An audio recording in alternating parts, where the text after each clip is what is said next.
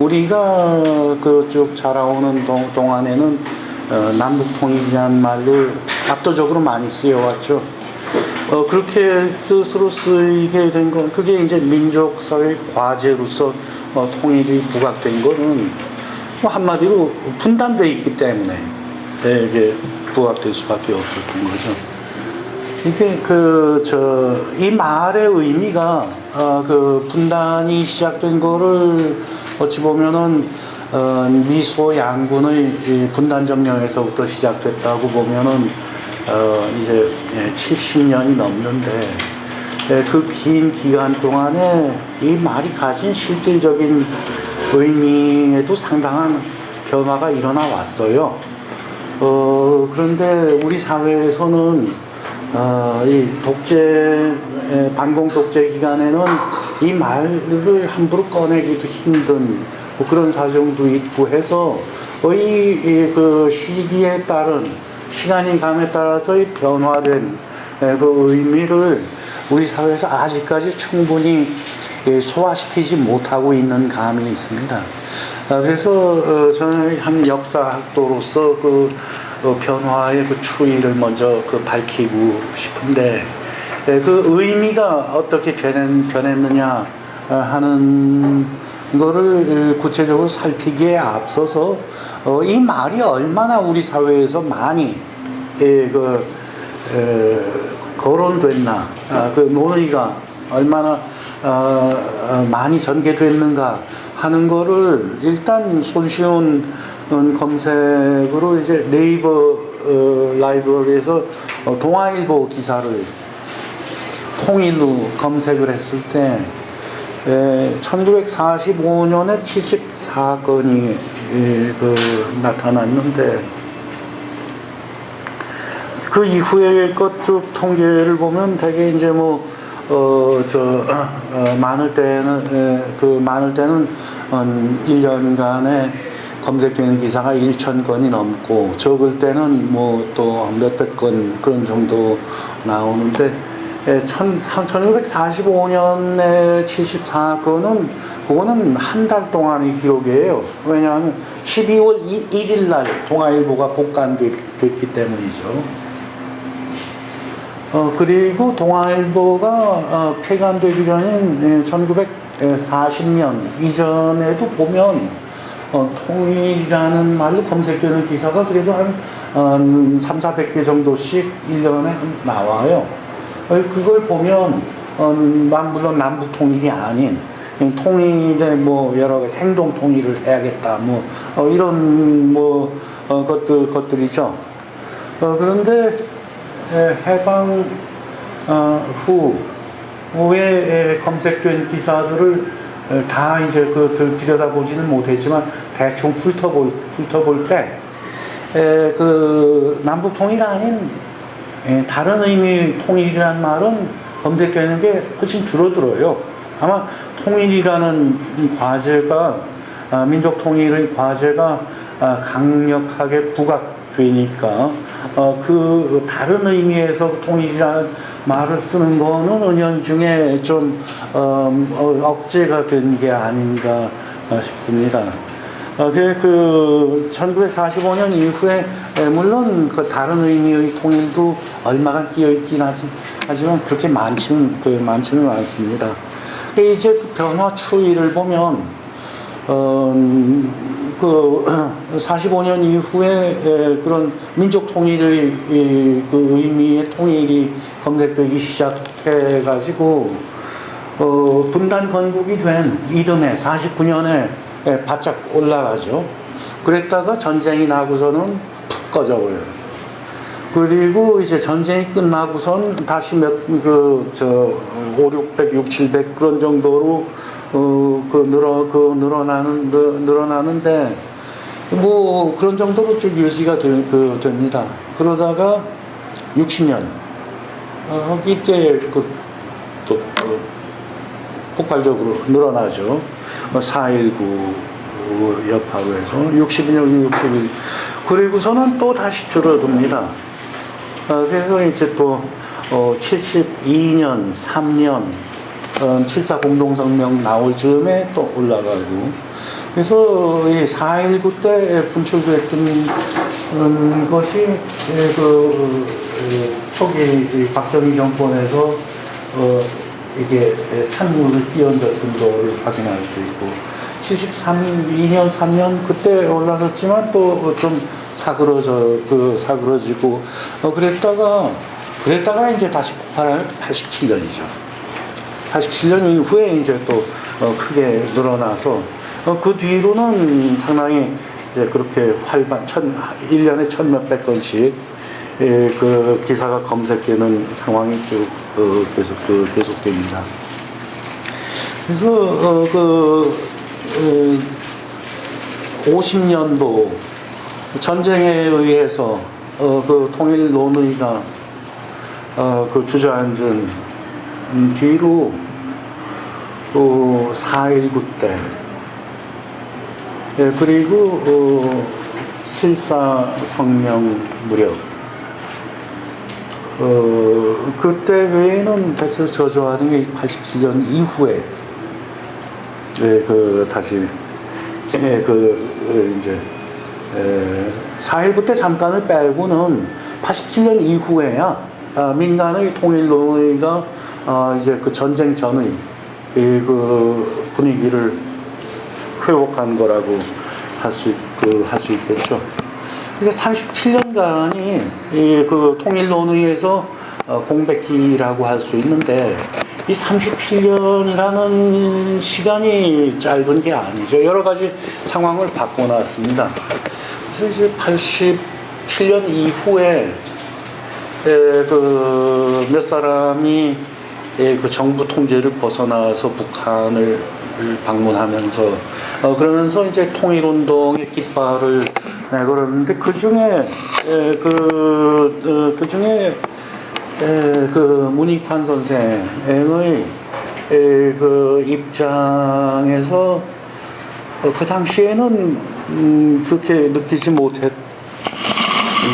못했던 거를 한참 시간이 지나고 생각하니까 참 중요한 의미가 담긴 거였다 하고 그렇게 보이는 게 있습니다.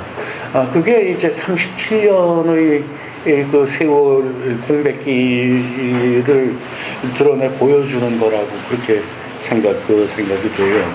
문 선생의 그 이야기는 좀 나중으로 돌려놓고 앞서 이제 그 87년까지의 그 상황에 대해서 좀 전체적인 양상을 설명을 할게요. 그러니까 그 통일 논의가 특히 37년 동안 막혀 있던 상황이 특히 남한 사회에서 특별히 심각한 문제였다는 그 점을 밝히려 합니다. 이제 분단 점령이 처음에는 군사적인 편의를 위한 것일 뿐이지 이 민족 공동체를 쪼개놓기 위한 목적은 분명히 아니었죠. 그건 국제 도의로 있을 수가 없는 일이죠. 그렇게 들어왔는데 그렇게 그 분단 점령을 빌미로 해서 분단 관계까지 몰고 간 것은 일단 그 칼자루를 쥐고 있던 두 점령국에게 책임이 있는 일이죠. 그래서 2절 두 번째 문단에서 얘기했지만 솔로몬의 판결에 비교본다면은 이게 솔로몬의 그 판결에서는 아이를 놓고 다투는 진짜음이 가짜음이한테 솔로몬 임금이 둘 다 주장을 하면은 확실한 증거가 없으니 공평하게 쪼개줄까 했더니 그 진짜 어미는 차라리 저쪽일 줄 알고 그래서 네가 진짜 어미구나 가짜 어미는 절반이라도 달라고 너는 가짜음이구나.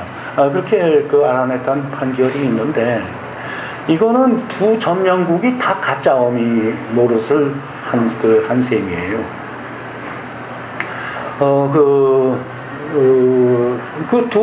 두 점령국의 의도와 관계없이 분단 건국이 되기를 바란 세력이 이 민족사회 내에 없었던 건 아니에요.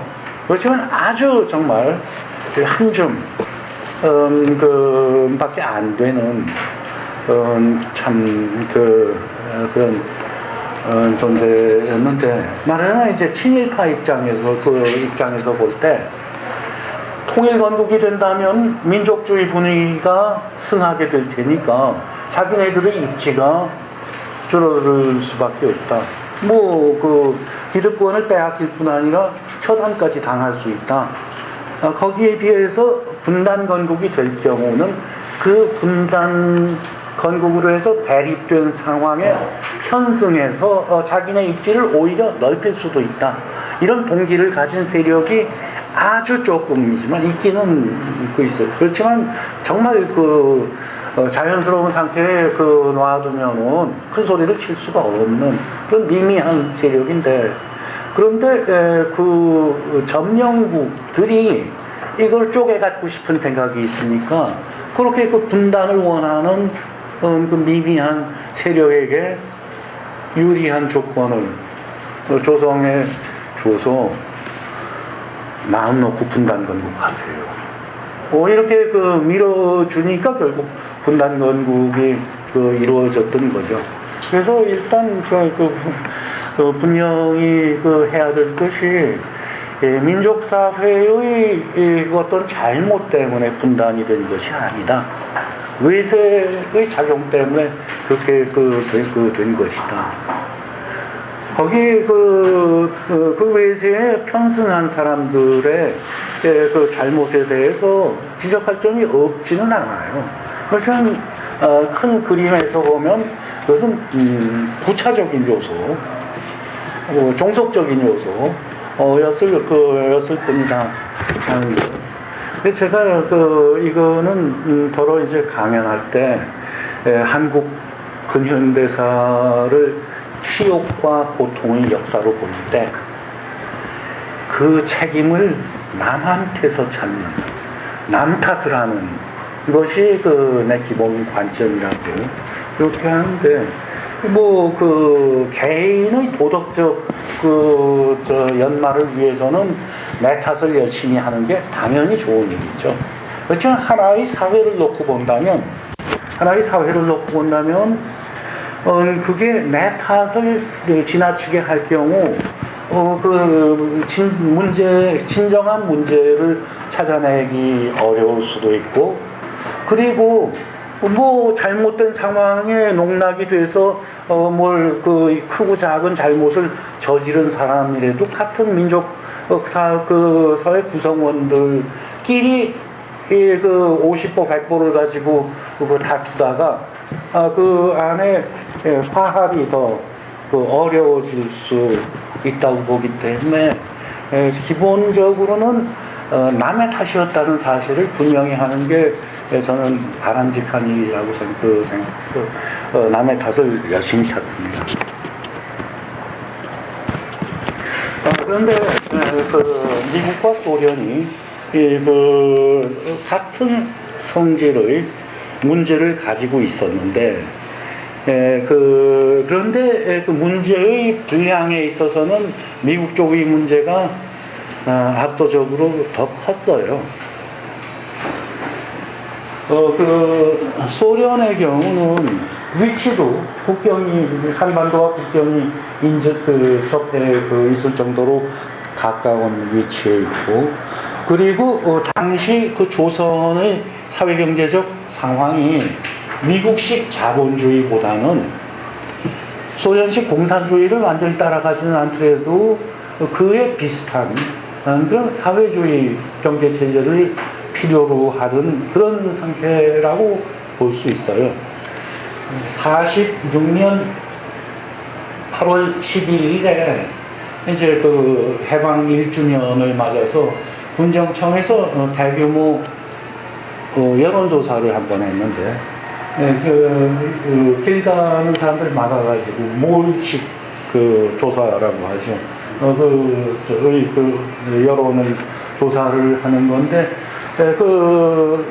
군정기 동안 뭐 여러 차례 조사가 있었지만, 그때 하나 7, 8천 명 대상으로 해서 제일 규모가 큰 조사였는데, 그 설문 중에 당신이 바라는 체제는 어떤 것입니까?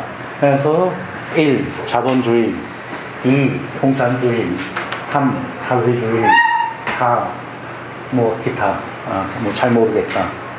그렇게 이제 그 사지선다형의 질문을 했을 때 사회주의 지지자가 70%로 나타나고, 자본주의 14%, 공산주의 7%. 그래서 이거를 어떤 사람들은 이게 좌익 쪽의 그런 여론이 강했다는 그런 해석을 하기도 하는데, 저는 그렇게 확고한 주장을 할 근거는 없어도, 이것은 그렇게 이때 응답자들이 사회주의를 좌익으로 생각하고 찍은 건 아니지 않나. 그러니까 소유권을 기준으로 했을 때 공산주의는 개인 소유권을 완전히 부정하는, 그리고 자본주의는 그 개인 소유권을 절대화하는 그런 체제라고 한다면, 그거를 부분적으로 인정하는 거를 사회주의로 그렇게 인식하지 않았을까. 그런 말에서는 중도적인 입장이 사회주의라는 표현으로 나왔을 거라는 그런 생각을 합니다만, 어쨌든 미국식 자본주의는 당시 전후 세계에서 자본주의 국가 서방 진영이라 하더라도 그게 이제 착근 자본주의라고 번역하죠. 인베디드 캐피털리즘. 그래서 그게 이제 좀 소유권의 절대성을 좀 완화시키는 그런 이제 노선이 되게 채택됐는데, 미국이 유독 독야청청 소유권의 절대성을 그렇게 고수하는, 그래서 미국식 자본주의는 뭐 유럽식 정도라는 몰랐어요. 서유럽식 정도라는 몰라도 그거는 하여튼 좀 무리한 그런 상황이었어요. 그래서 이제 그런데 미국인들이 자기네 영향권으로 한반도를 남반구라도 지키려고 할 때, 그때 이제 이끌어 가려고 하는 건 물론 미국식 자본주의였죠. 그래서 조선의 당시 사회경제적 상황에도 적합하지 않은 분야를 권해야 됐기 때문에, 미국이 영향력을 확보하기에 아주 불리한 조건이었어요. 소련군이 진주할 때는 일본 군인들 잡아내고 쫓아내고 이런 거 소련군이 직접 나설 필요도 없었다. 그냥 인민위원회에다가 권한만 주면 그러면 알아서 다 해줬다. 그렇게 이야기를 하는 상황이었고, 그래서 근데 남한에서는 그렇게 맡길 수가 없었죠. 그렇게 맡겼다가는 신일파 다 고탕 먹일 텐데, 그러면 미군을 도와줄 사람을 어디서 찾겠습니까? 그래서 소련군은 최대한 빠른 속도로 조선인이 만든, 물론 그 구성에 어느 정도 영향, 그 가이드라인 제시하고 그건 했지만, 소련군이. 그 조선인이 그 결성하는 인민위원회에다가 행정과 치안의 권한과 책임을 최대한 빠른 시일 내에 넘겼어요. 그런데 미군은 총독부 간판만 군정청이라고 바꿔 달고서는 처음에는 총독부 간부들을 몇 달 동안 그대로 쓰다가 그러다가 이제 그 돌려보내고서 미군 중위 대위들이 그 군정청의 과장 국장 맡아가지고 근데 미군의 그 점령 그 정책이 전반적으로 참 거칠고 그 수준이 낮게 될 수밖에 없었던 게, 일본 점령할 생각은 열심히 해가지고 군정 요원까지 다 그 훈련을 시켜놨어요. 근데 조선을 점령하게 될 거는 당장 그 삼팔선 그을 때까지도 확실한 방침이 없었기 때문에 전혀 군정 요원도 키워놓지를 않았거든요. 그래서 그때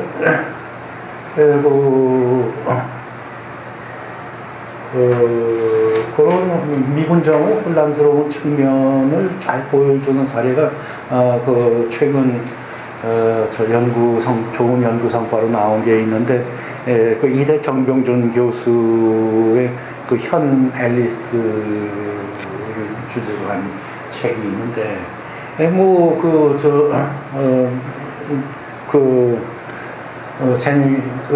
재미 교포 사회 근거를 좀 어떻게 보면 애국자 가족이 분단 상황에 치여가지고 참 비참한 결과를 맛게 되는 건데, 그 과정에서 이 미군정의 혼란상도 많이 드러나 보입니다.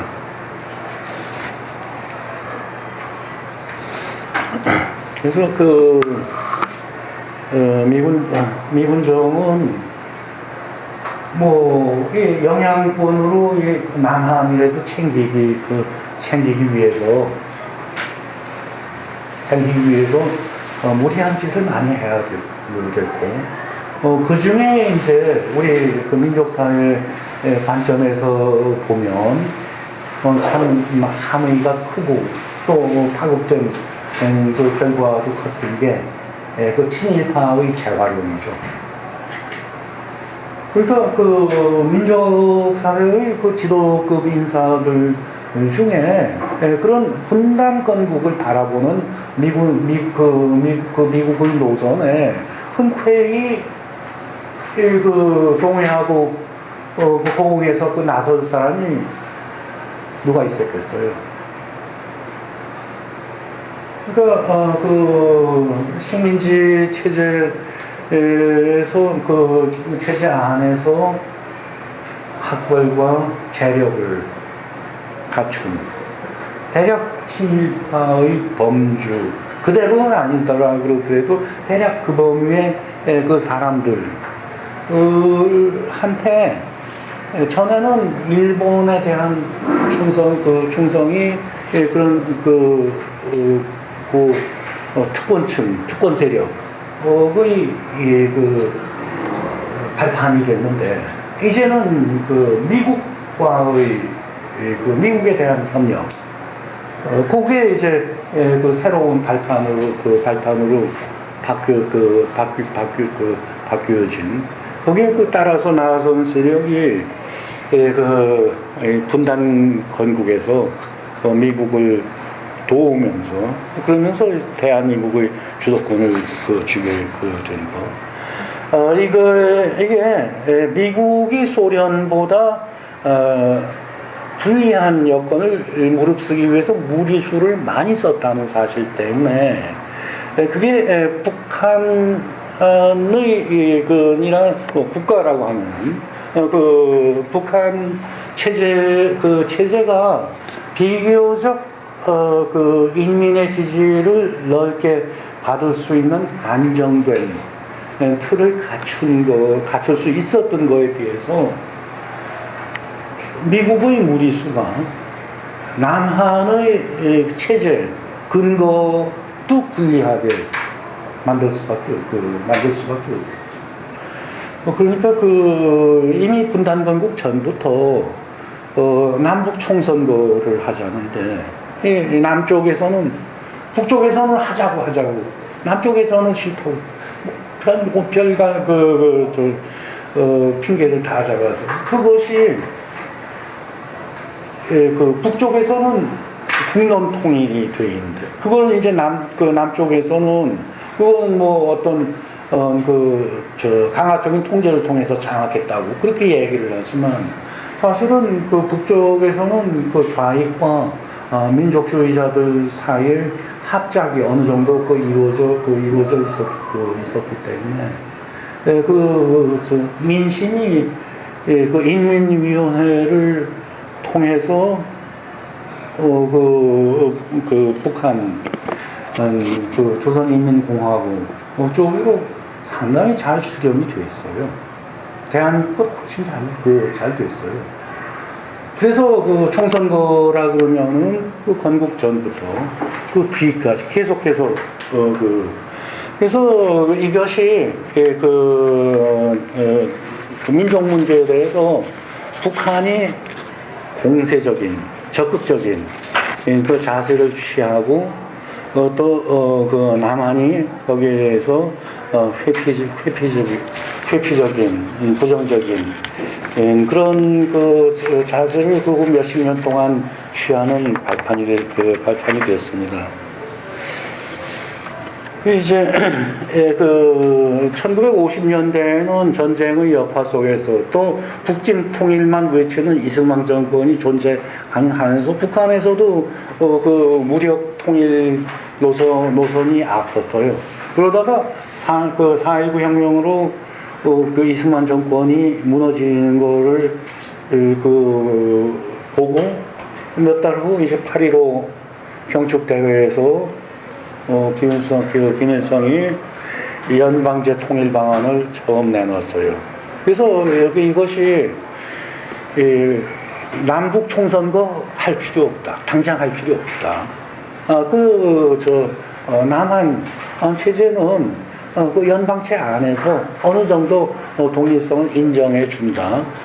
그런 말씀 평화 통일로서 이제 실질적인 방안의 주축이 될 그런 연방제 개념이 이때 공식적으로 제의가 됐습니다. 그래서 남쪽에서는 조봉암 씨가 평화통일 내놨다가 56년 선거 때 평화통일 내놨을 때 전쟁 끝나고 몇 년 안 된 시점에서 꺼냈을 때 정말 통일 소리만 해도 그때 빨갱이로 몰릴 그런 상황에서 평화통일을 꺼내니까 북진 통일 민심이 원한 통일을 정면으로 외면할 수가 없으니까 북진 통일이라고 붙였는데 이건 참 형용 모습이라고. 그러니까 통일을 할 상대방을 처보소음으로써 통일을 이루겠다는 거니까 그거는 참 통일이라는 의미가 이상해지는 말이죠. 그런 판에 이제 평화 통일을 내는 조공 결국 그것 때문에 이제 빨갱이로 몰려서 죽었고 그리고 이제 1970년대에는 김대중 씨가 평화 통일 얘기를 하고 싶었지만 연방제 찬성하는 마음을 가졌지만 그쪽으로 약간의 표현을 했다 그걸로 또 단단히 빨갱이로 몰렸었죠. 그런 상태로 이제 87년까지 왔던 거예요. 문익환 선생의 말씀으로 돌아가 보겠습니다.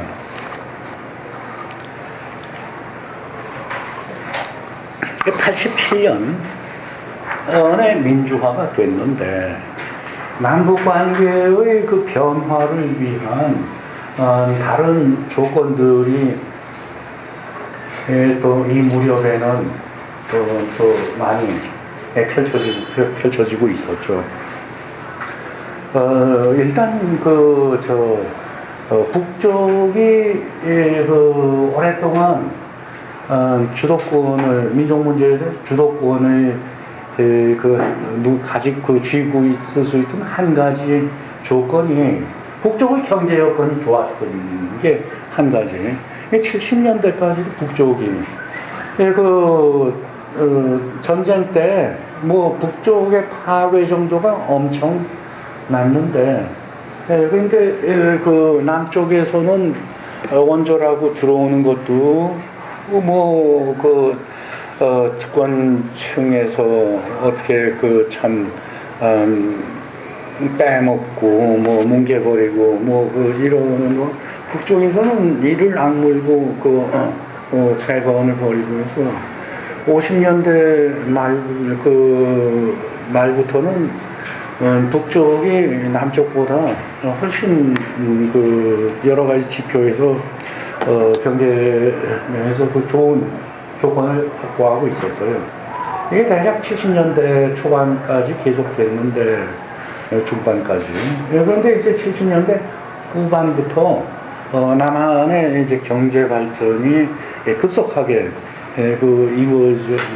이루어지는데 그런데 북쪽에서는 80년대 들어서부터 공산권이 전체적으로 위축되는 그런 상황에서 이제 북한은 경제 발전이나 유지를 위해서 공산권 국가들의 도움을 받기가 좀 어려워지는 상황이 되고 그래서 80년대 초반에 이제 경제적으로 역전 현상이 일어났습니다.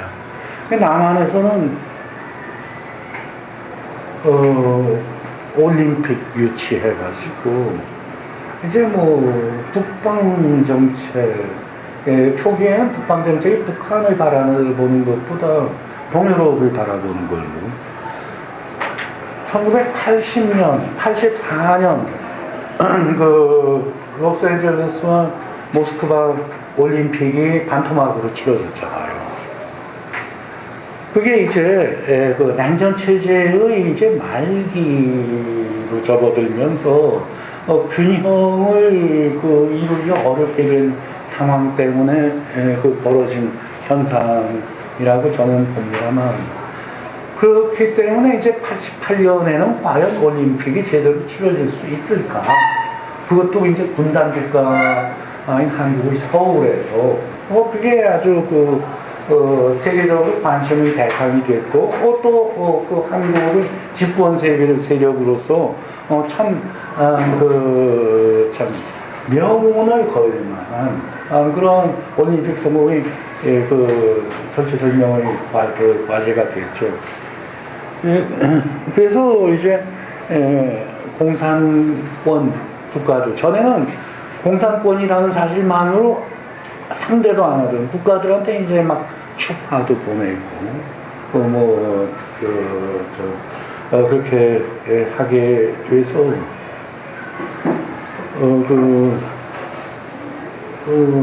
그리고 또 이제 공산권에서는 거기에 또 호응하는 그런 반응이 상당히 또 활발하게 나타났어요. 바로 수교를 맺는 한거리가처럼 바로 수교를 맺는 나라들도 나오고 그럴 정도였습니다. 그래서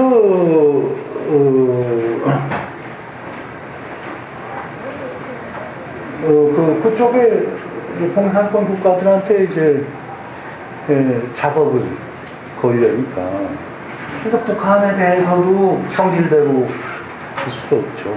북한에 대해서도 이제 상당한 유화적인 태도가 나오고, 정상회담을 알고 무슨 이제 서로 밀사 교환도 하고,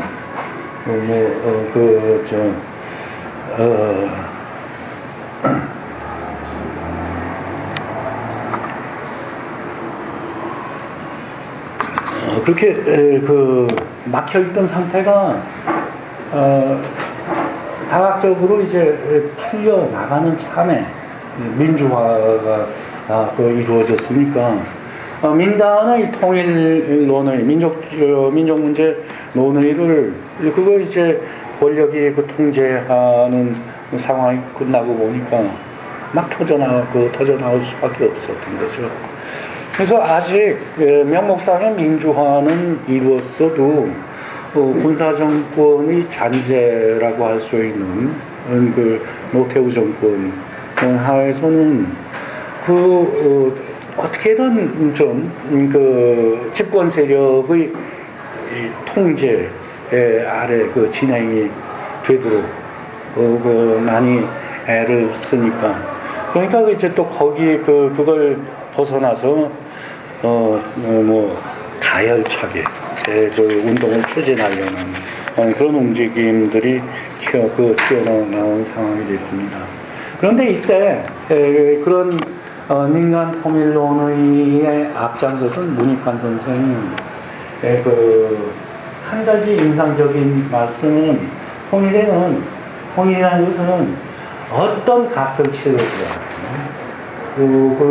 꼭 이뤄내야 할 절대적인 과제다, 이런 말씀을 하셨고, 또 한편으로는 과정으로서의 통일을 생각해야 된다. 이제 그 두 가지 말씀이 저는 서로 어떤 서로 반대되는 측면을 나타낸 걸로 보입니다. 문 선생은 1918년생이죠. 그러니까 나이 30세 전후에 분단 과정을 겪었어요. 같이 활동하던 사람들, 생활하던 사람들, 생리별하는 그 가운데 서 있었던 사람이에요. 그런데 40년이 지나서 70세가 돼서 이제 통일 논의에 앞장서게 될 때, 그때 그분한테는 40년 전에 분단 과정, 거기에 얽매여 있는 생각이 있었을 걸로 봅니다. 그러니까 그 분단이 진행되고 있을 때 멀쩡한 민족 사회를 두토막 내겠다는 거가 말도 안 되는 짓이잖아요. 그러니까 그때 분단을 그때는 사실 통일을 이루자는 거는 분단됐던 점령 지역을 합치자는 그런 의미는 몰라도 기본적으로는 통일을 이루자보다도 분단을 막자라는 그런 운동이었죠. 그래서 이 분단이라는 것은 분단 건국이 이루어진 뒤에도 분단이라는 것을 원천무효라고 주장을 하고 싶은 게 그 당시 민족주의자의 심정이었으리라는 것을 짐작할 수 있죠. 그런 상황이기 때문에 전쟁 같은 참혹한 일을 일으키는데 있어서도 이 잘못된 분단 상태를 그거를 뒤엎기 위해서는 전쟁이라도 치러야 된다, 이런 선동이 통했던 힘을 썼던 거고, 그리고 전쟁이 끝나고 지나가고 얼마 동안까지도 아마 이승만 정권 계속된 50년대 동안에는 그런 원천무효라는 생각이 지배적이었을 것 같아요. 60년대 오라 남으로 가자 북으로 이렇게 정말 10여 년 전의 상황으로 그냥 바로 되돌아가자고 하는 것, 이제 4.19 직후의 그 통일운동에서도 그런 원천 무효론이 지배적이었던 걸로 그렇게 생각이 됩니다. 그런데 그때보다 이제 근 30년이 지난 시점에서는 말하자면 이게 그 분단이라는 것이 멀쩡한 민족 공동체를 생살찌는 피가 철철 끓는 그런 참혹한 짓이었다고 비유할 수 있는데 이 30여 년이 지나는 동안에 그 찢겼던 생살이 어떻게든 안 오잖아요. 좀 불구가 됐다 하더라도 엉성하게라도 아무렇거든요. 그러니까 그게 정말 피를 철철 흘리는 걸 빨리 도로 갖다 붙여야지 하던 그런 원천 무효론하고는 다른 그 상황이 된 거예요. 한 덩어리였던 거를 또 쪼개놓는 것이 폭력이라면 이제 30여 년이 지난 시점에 와서는 두 덩어리로 존재하는 거를 합쳐놓는 작업의 폭력성이 배제될 수도 있는 그런 상황이 된 거죠. 그래서 이제 문 선생이 과정으로서의 통일이라는 그게 지금 선언한다고 해서 뭐 당장 될 수 있는 게 아니다.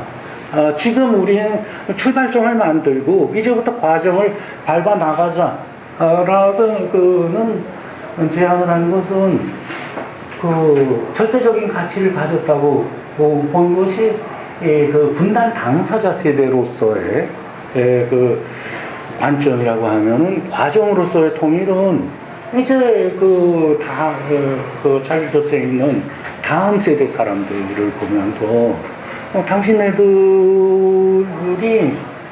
우리 세대가 잘 못해서 이런 결과에 왔는데 그거를 당신들이 회복을 하기 위해서는 시간과 노력이 들어가는 과정이 필요한 상태에 와 있다.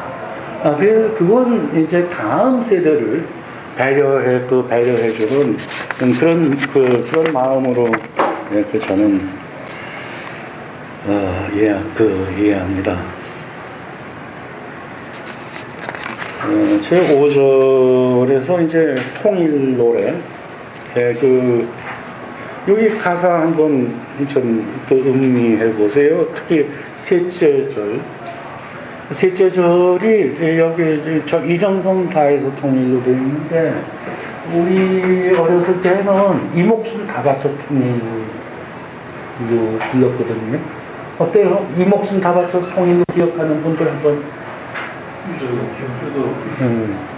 그럼 언제부터 바뀌었습니까? 하여튼 이정성을 지금 처음 보는 것 같은데. 왠지 바뀌었는 몰랐어. 하여튼 그거는 참 저는 이게 잘 바뀌었다고 생각해요. 이 목숨 다 바쳐 통일 통일 당사자 세대 60년 4.19 뒤에 분출됐던 민심 거기까지는 이 목숨 다 바쳐 통일이 적절해요. 근데 그 뒤에 분단 상태에서 태어나가지고 자라난 사람들한테는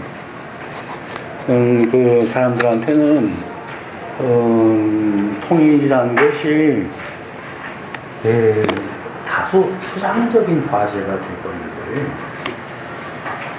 그냥 당사자 세대한테는 같이 살던 친척, 친구, 심지어 가족들이 헤어진 거를 다시 만나기 위해서 아주 구체적인 과제였는데 이제 그 뒤에 태어난 사람들한테는 분단 가정의 자손이라 하더라도 고모, 삼촌 이런 사람들을 있다는 얘기만 들었지 직접 만나본 적도 없고 안겨본 적도 없고 그러니까 추상적인 존재예요.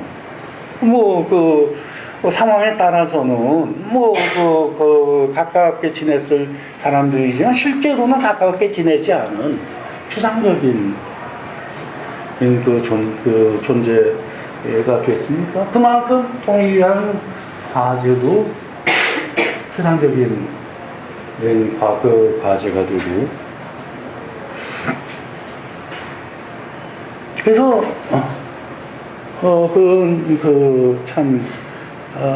무슨 값을 치러서라도 라는 문 선생 말씀에 그 아래 세대는 동의하기가 어려워요. 그거는 무슨 민족 정기가 훼손되고 어떤 민족 의식이 떨어지고 그걸 도덕적으로 비판할 문제가 아니라 그건 어쩔 수 없는 현실로 그건 받아들여야 돼요. 왜 지금 통일을 위해서 김정일 지하에 다들 들어가서 인권도 잊어버리고 생활 조건도 형편없이 되고 이거 감수하기에는 누가 좋다 그럴 젊은이가 모르겠습니까? 젊은이뿐만 아니라 늙은이들도 싫죠. 그게 어느 정도는 필연의 과제가 아니라 아래 세대, 다음 세대한테는 이제 선택의 문제가 되었다는 점이죠. 이거를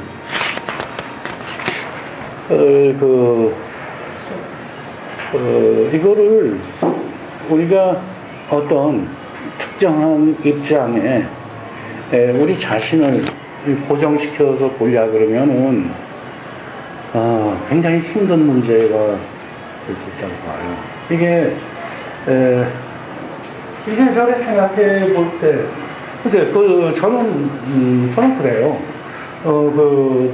역사 공부를 제가 해온 관점에서 어떻게 보더라도, 통일을 하는 게 좋아요.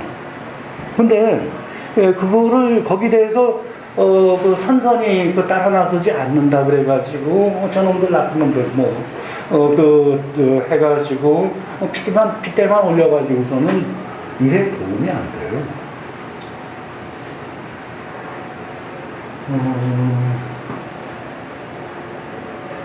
그리고 오늘 무슨 책 하나 읽다가 성경의 한 대목을 인용한 거를 봤는데 고린도전서 9장 19절에서 23절까지 집에 가서 확인해 보려고 그러고 있는데 그게 이제 적응주의에 관한 건데 이제 바오로 그의 얘기가 저는 편지에서 저는 더 많은 사람들을 끌어들이기 위해서 저 자신을 한없이 낮춥니다. 주님과 떨어져 있는 사람들 틈에 갔을 때는 나도 그 주님과 떨어진 사람처럼 행동하고 또 어디에 가면은 유다 사람들 틈에 가면 유다 사람들처럼 행동하고 그렇게 하면서 그게 내가 그렇게 되지 않았다 하더라도 그렇게 된 사람들을 함께 하는 길로 끌어들이기 위해서는 내가 그 사람들 위치로 먼저 가야 된다는 생각으로 그렇게 행동한다. 그런 대목을 인용한 게 있더라고요. 그런데 저는 이 통일의 과제를 놓고서도 지금 사회부직 60년 상황에서는 60년 상황에서 여러분들 통일할까요 말까요? 했을 때 민심의 반응과 지금 민심의 반응 사이에는 분명히 차이가 있어요. 근데 그 차이가 내가 원하는 결론에서 벗어난다고 해서 그거를 비판만 하기보다는 왜 반응이 저런 쪽으로 많이 기울어질까? 그걸 이해하는 쪽으로 따라가는 그 노력이 많이 필요한 상황이 되지 않았나. 그런 의미에서 저는 이 목숨 다 바쳐 통일보다 이정성 다해서 통일. 즉, 이거는 당연히 돼야 되는 거야. 난 목숨이라도 바치겠어. 하는 그런 자세보다, 나 자신을 낮추는 것을 포함해서 정말 정성을 다하지 않으면 이루어지지 못할 수도 있는 일이다. 하는 그런 위기의식을 가지고 간곡한 마음으로 이제 정성을 해야 될 그런 과제로 성격을 바꿔서 볼 때가 아닌가 하는 그런 생각입니다. 추기경, 김수환 추기경의 95년 광복 50주년 메시지에서 한 대목을 옮겨 놨습니다만, 제가 요즘 들어 작년까지는 안 그랬는데 요즘 들어 종교 쪽으로 좀 마음이 많이 쏠려가지고 하다 보니까 조금 전에도 고린도전서 이야기를 하고 또 이제 또 추기경 말씀도 끄집어냈습니다만, 참 하다 보니까 이렇게 겹쳐서 표현이 되네요. 여기서 한 문단을 인용해 왔는데, 반성하고 참여해야 된다. 그런데 거기서 저는 그 인용한 대목의 밑에서 셋째 줄에 공동체적 죄악이라는 그 말씀, 참 생각이 자꾸 이제 좀 포개지는 거를 느껴요. 공동체적 죄악이다. 1차적인 뜻은 이것이 뭐 남쪽의 책임이냐 북쪽의 책임이냐 뭐 이게 또 그 남쪽 누구의 책임이냐 북쪽 누구의 책임, 이거를 이 공동체 안에서 그 특정 범위는 면책을 받고 특정 범위에 이제 뒤집어 씌우려는 이제 그런 좀 그런 뭐 땅 따먹기 같은 그런 다툼에 빠지지 말고 이거를 공동체 전체의 과제로 받아들인다면, 그러면 그 과제를 이루지 못한 상태에 대해서도 그게 공동체 전체의 책임이 있었다는 그런 관점을 권할 수 있는 거다. 물론 그 안에서 상대적으로는 바른 말 더 많이 하고 또 바른 행동을 더 많이 하고 그런 사람들이 물론 있었죠. 그 훌륭한 역할들을 맡아주었지만 결국 공동체가 잘못된 상태에 지금까지 머물러 있게 한 데서는 그것이 무슨 어떤 실질적인 개념에서의 책임보다 어떤 종교적인 차원에서의 그런 책임, 그런 것은 적극적으로든 소극적으로든 나눠 가질 수 있는 것 아닌가. 즉 이것은 책임을 벗어나려면 벗어날 수 있는 자격을 가진 사람들이 앞장서서 나에게도 책임이 있었다. 지금까지 참 마음으로는 이 상태를 벗어날 것을 바라면서도 그런 마음을 가졌으면서도 그 상태를 실제로 벗어나지 못하게 못해온 데는 나로서도 할 일을 충분히 하지 못한 책임이 있다. 그렇게 적극적으로 이제 책임을 떠맡는 그런 자세를 포함하는 것이겠죠. 그렇게 이제 민족 공동체 내에서도 그런 책임에 대해서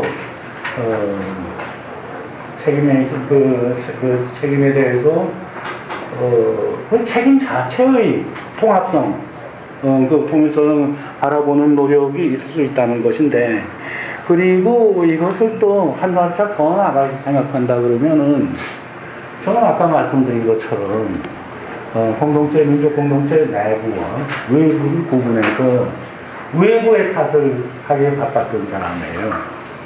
그렇지만 결국 외부라는 것도 우리 민족 공동체라고 의 안과 그 경계선이 그렇게 절대적인 것과 다 같은 인류 사회의 구성원으로서 역시 한 배에 탄 사람들 아닌가? 마치 그걸 우리가 그때 북쪽에는 뿔난 괴물들이 있다고 생각하고 교육받았던 것처럼 우리가 그 태평양 건너가면은 뿔난 괴물들이 사는 것처럼 그렇게 또 생각이 너무 쏠려온 건 아닌가.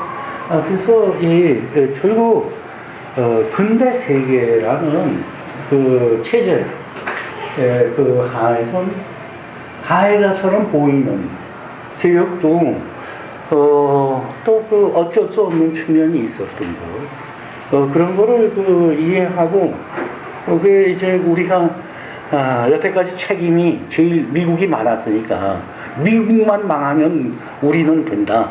이런 식으로 생각할 것보다도 이제 그 시대 그런 대립을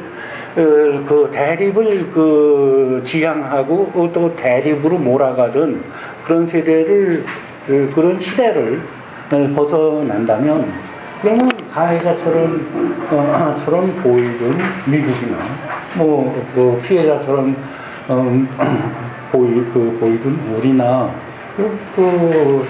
미래를 열어가는 데는 또 나란히 서서 서둘을 돕는 그런 길을 찾아야 되는 것 아닙니까? 이제 그 공동체적 죄악이라는 그 말씀에서 그 뜻을 민족사회 내부에서 밖으로까지 한번 연장해 봅니다.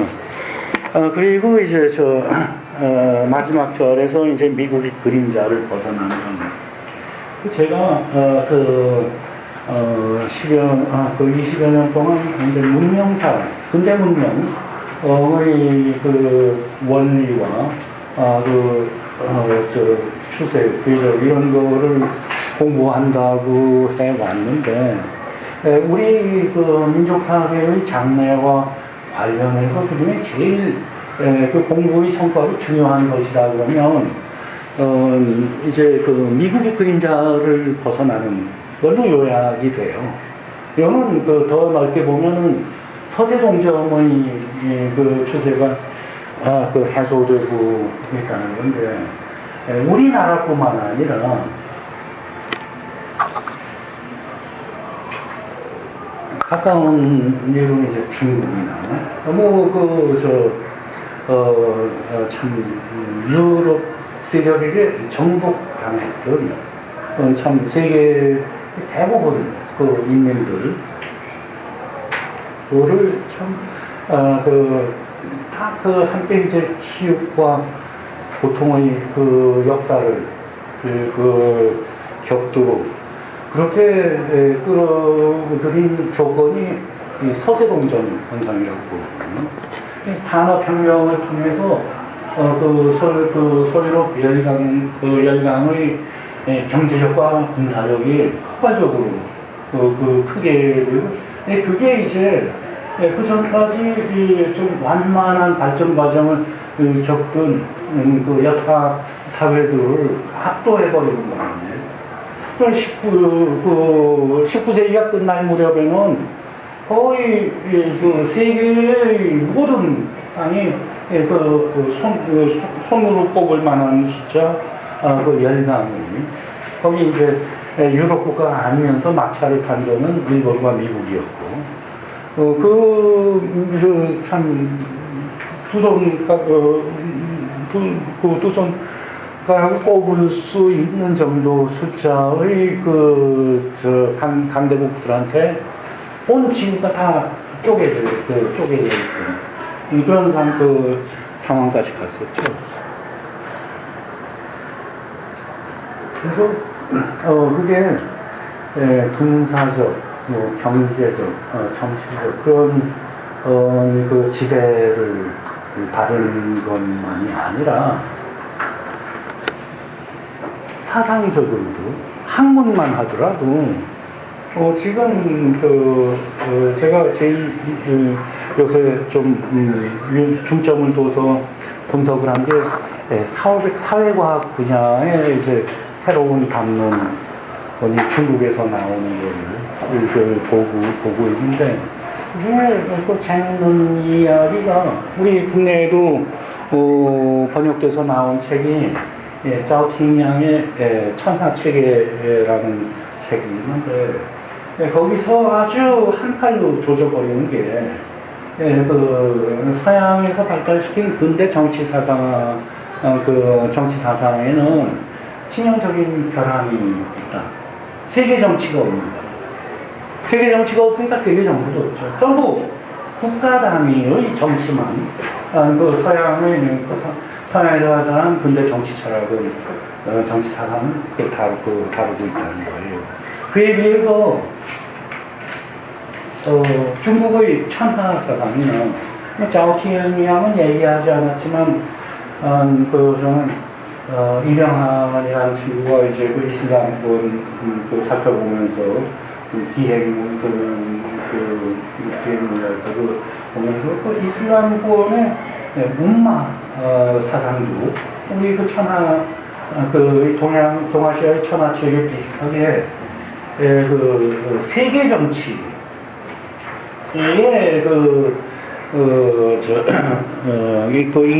이념을 담은 걸로 그렇게 보이는데, 그러니까 사회과학이라는 여러 분야가 특정한 상황 속에서 형성돼서 발전해 왔다는 것 때문에 어떤 학문의 보편성을 확보하는데 뚜렷한 결함들을 가지고 있다는 게, 요새 이제 중국이 목소리가 커지니까 중국 학자들이 지금 대개 이제 주축이 되는 학자들이 미국 가서 공부하고 돌아온 학자들인데, 근데 그 중국 사상의 기반이 있으니까 미국에서 공부하고 와서도 한국의 사회과학 연구자들이 미국에 가서 공부하고 왔을 때 미국 학계의 관점에서 거의 벗어나지 못하는 것과 달리 중국의 사회과학자들은 미국에서 학위를 받고 돌아와가지고서도 미국 학계와 다른 자기네 관점, 개념, 방법 이런 거를 상당히 적극적으로 내놓는 걸로 보여요. 아무튼 그게 지금 해소되고 있다고 저는 보는데, 그 해소의 알아볼 수 있는 지표가 여러 가지 있지만, 그 중에서 저는 한 가지 뚜렷한 지속적으로 나타나는 한 가지 지표가 자연과의 관계를 보거든요. 근대 문명의 결정적인 약점이랄까, 맹점이랄까, 이게 자연과의 관계를, 그걸 지속 가능성이 있는 그런 관점으로 설정하지를 못했다는 게 근대 문명에서의 자연을 그냥 완전히 객체화시켜가지고 이용 대상으로만 여기는 게 근대인의 관점이죠.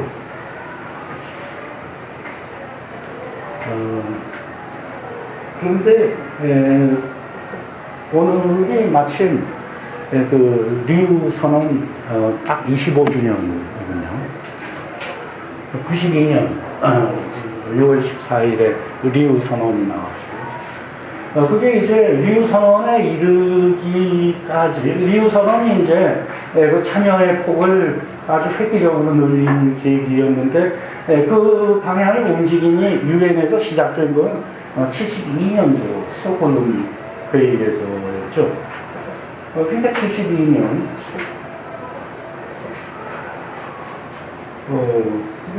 로마 보고서 나올 무렵이죠. 그러니까 그때부터 이게 인류 사회와 자연과의 관계 뭔가 잘못됐다 하는 의식이 유엔 차원에서 분명히 인식이 돼서 또 대응책 모색이 시작된 게 72년도였다고 할 수 있네요. 그런데 지금 와가지고 이제 리우 협정, 리우 선언에서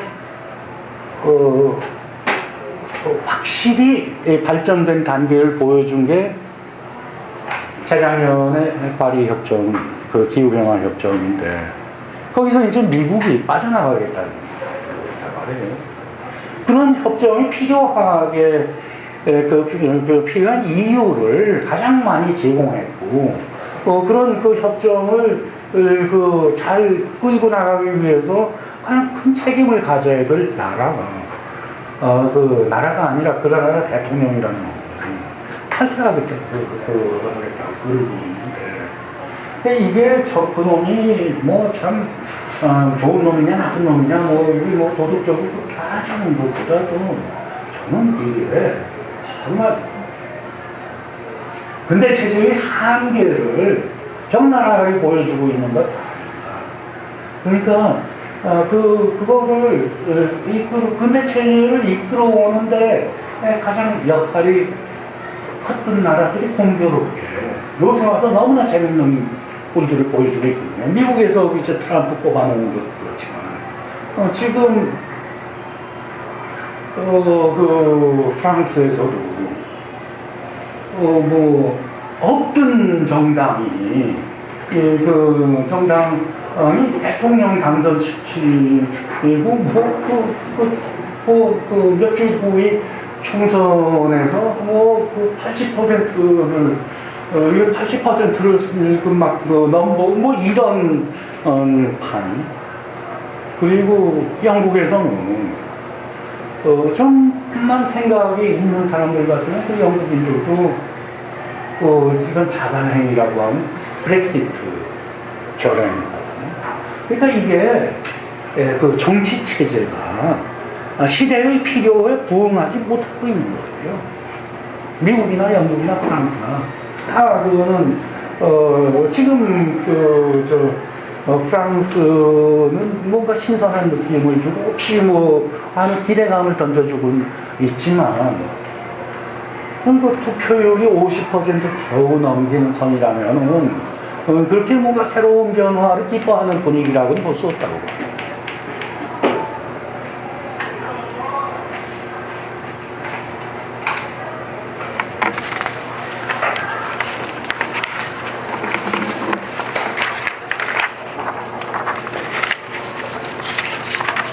이게 우리를 참 괴롭혀온 서세동정이 해소되고 있는 걸 보니까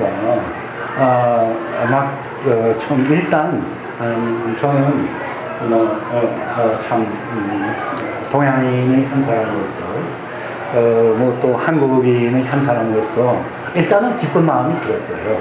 근데 이걸 그냥 좋아만 해도 될 일인가?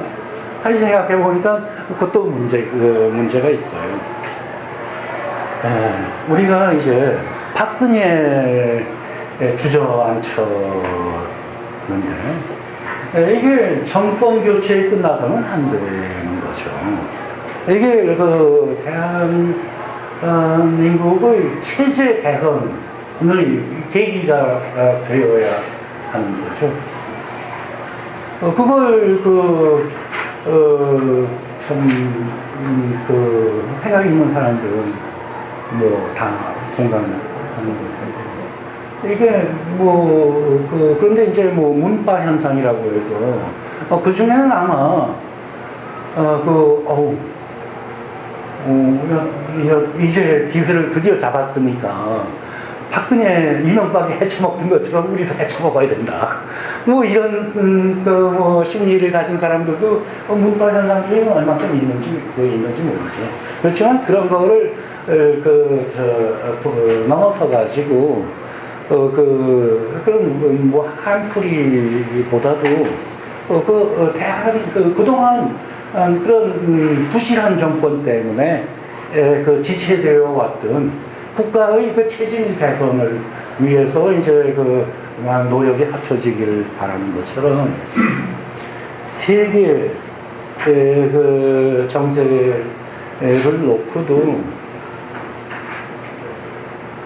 패권을 가진 국가들이 참 뻔뻔스럽게 헤쳐먹던 그거를 이제부터는 우리가 할 수 있다. 패권 교체로 나가기보다는 기존의 패권 세력이 제대로 하지 못하는 바람에 게을리 되어 왔던 세계 체제의 개선 작업을 이제부터는 열심히 해야 될 거다. 그러니까 이제 그거를 과연 그런 방향으로 우리가 노력할 수 있는 게 어떤 거냐. 거기에 대해서도 제가 참 해드리고 싶은 이야기가 많습니다. 근데 오늘은 시간이 다 됐으니까 다음에 또 불러주시면 그때 하도록 하고 오늘은 얘기 좀 더.